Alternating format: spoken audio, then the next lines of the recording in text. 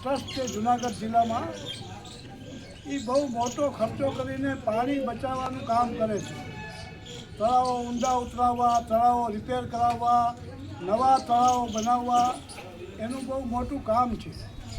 અને પાણીના સંબંધમાં, નદીઓની પવિત્રતાના સંબંધમાં જાગૃતિ આવે એટલા માટે આ કળશ ઠેર ઠેર એ લોકો વતી આપણે ફેરવીએ છીએ.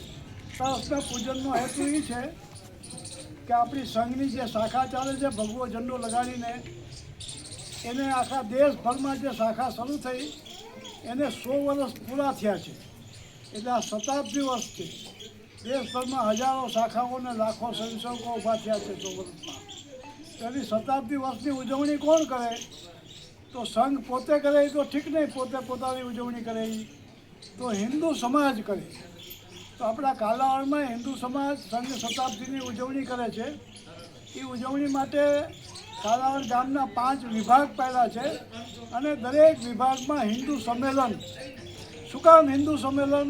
તો હિન્દુઓમાં હિન્દુ તરીકે જાગૃતિ આવે, સનાતન ધર્મની જાગૃતિ થાય એટલા માટે હિન્દુ સંમેલન અને સંઘને 100 વર્ષ પૂરા થયા એની ઉજવણી થઈ કહેવાય.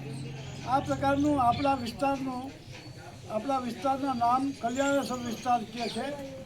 એમાં કૈલાસનગર, આપણો ગામનો રોડની આ બાજુનો પટ્ટો, આ બધો વિસ્તાર આવેલો છે.